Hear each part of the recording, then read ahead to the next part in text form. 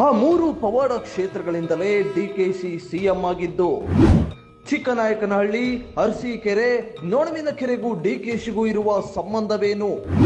ಚಿಕ್ಕನಾಯಕನಹಳ್ಳಿ ಆ ಪವಾಡ ಕ್ಷೇತ್ರಕ್ಕೆ ಬಂದು ಭವಿಷ್ಯ ಕೇಳ್ತಾರೆ ಡಿಕೆಶಿ.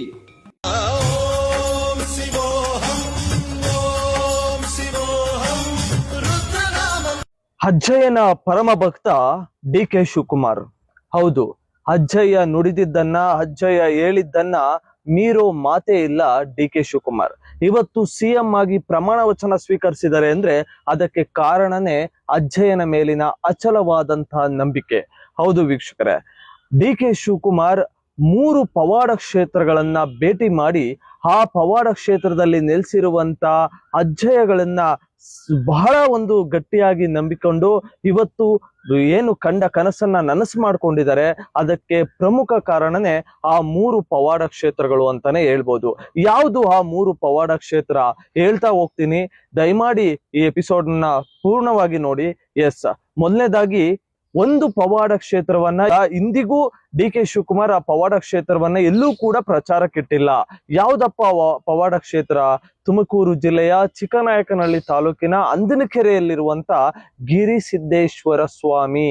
ಎಸ್, ಶಿವನ ಒಂದು ಶಿಶುವಿನ ರೂಪದಲ್ಲಿ ಕಂಡುಬರುವಂತ ಈ ಒಂದು ಸಾಕ್ಷಾತ್ ಗಿರಿಸಿದ್ದೇಶ್ವರ ಸ್ವಾಮಿಯ ಒಂದು ಪವಾಡ ಕ್ಷೇತ್ರ ರಾಜಕಾರಣಿಗಳಿಗೆ ಏಳು ಮಾಡಿಸಿದ ಕ್ಷೇತ್ರ ಅಂತಾನೆ ಹೇಳ್ಬೋದು. ಯಡಿಯೂರಪ್ಪ, ಕುಮಾರಸ್ವಾಮಿ, ಶೋಭಾ ಕರಂದ್ಲಾಜೆ, ಶ್ರೀರಾಮುಲು, ಈ ರೀತಿ ಅನೇಕ ದೊಡ್ಡ ರಾಜಕಾರಣಿಗಳು ಇಲ್ಲಿಗೆ ಬಂದು ಭವಿಷ್ಯವನ್ನ ಕೇಳಿ ಹೋಗಿದ್ದಾರೆ. ಅದೇ ರೀತಿಯಾಗಿ ಸತತ 12 ವರ್ಷಗಳಿಂದಲೂ ಕೂಡ ಅಂದನಕೆರೆಯಲ್ಲಿರುವಂತ ಗಿರಿಸಿದ್ದೇಶ್ವರ ಸ್ವಾಮಿಯ ಭವಿಷ್ಯವನ್ನ ಕೇಳ್ತಾ ಇದ್ದಾರೆ ಡಿ.ಕೆ. ಶಿವಕುಮಾರ್. ರಾತ್ರೋರಾತ್ರಿ ಒಂದು ಸ್ಥಳಕ್ಕೆ ಬಂದು ಸ್ವಾಮಿಯ ಆಶೀರ್ವಾದವನ್ನ ತೆಗೆದುಕೊಂಡು ಹೋಗಿ ಸ್ವಾಮಿಯ ಭವಿಷ್ಯವನ್ನ ಕೇಳ್ತಾ ಹೋಗಿ ನೀನು ಸಿಎಂ ಹಾಗೆ ಆಗ್ತೀಯಾ ಅನ್ನುವಂತ ಭವಿಷ್ಯವನ್ನ ನುಡಿದಿದ್ದಂಥದ್ದು ಗಿರಿಸಿದ್ದೇಶ್ವರ ಸ್ವಾಮಿ.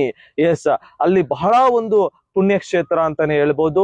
ನಂಬಿ ಬಂದ ಭಕ್ತರನ್ನ ರಕ್ಷಿಸುವಂತ ಗಿರಿಸಿದ್ದೇಶ್ವರ ಸ್ವಾಮಿಯ ಕ್ಷೇತ್ರ ಬಹಳಷ್ಟು ಕಷ್ಟ ಕಾರ್ಪಣ್ಯಗಳನ್ನ, ಭಕ್ತರ ಕಷ್ಟ ಕಾರ್ಪಣ್ಯಗಳನ್ನ ಈಡೇರಿಸಿದೆ ಅಂತಾನೆ ಹೇಳ್ಬೋದು. ಅದೇ ರೀತಿಯಾಗಿ ಅರಸೀಕೆರೆ ತಾಲೂಕಿನಲ್ಲಿರುವಂತ ಜೇನುಕಲ್ಲು ಸಿದ್ದೇಶ್ವರ. ಎಸ್, ಅದು ಕೂಡ ಸಿದ್ದೇಶ್ವರ ಅನ್ನುವಂತ ಹೆಸರಲ್ಲೇ ಇರುವಂತದ್ದು. ಅಲ್ಲೂ ಕೂಡ ಬಹಳಷ್ಟು ನಡ್ಕೊಳ್ತಾರೆ ಡಿ.ಕೆ. ಶಿವಕುಮಾರ್. ಅದೇ ರೀತಿಯಾಗಿ ತುಮಕೂರು ಜಿಲ್ಲೆಯ ತಿಪ್ಟೂರಿನ ತಾಲೂಕಿನಲ್ಲಿರುವಂತ ನೊಣವಿನಕೆರೆಯ ಕಾಡಸಿದ್ದೇಶ್ವರ. ನೋಡಿ, ಅಲ್ಲೂ ಕೂಡ ಸಿದ್ದೇಶ್ವರ ಇದೆ. ಕಾಡಸಿದ್ದೇಶ್ವರ, ಜೇನುಕಲ್ಲು ಸಿದ್ದೇಶ್ವರ, ಗಿರಿಸಿದ್ದೇಶ್ವರ, ಈ 3 ಪವಾಡ ಕ್ಷೇತ್ರಗಳನ್ನ ಏನಂದ್ರೆ ಬಹಳ ಬಲವಾಗಿ ನೆಚ್ಕೊಂಡು ನಂಬಿಕೆ ಇಟ್ಟು ಆ ಕ್ಷೇತ್ರಗಳಿಗೆ ಹೋಗಿ ಅಲ್ಲಿನ ಒಂದು ಅಜ್ಜಯ್ಯರ ಕೃಪಾ ಕಟಾಕ್ಷದಿಂದ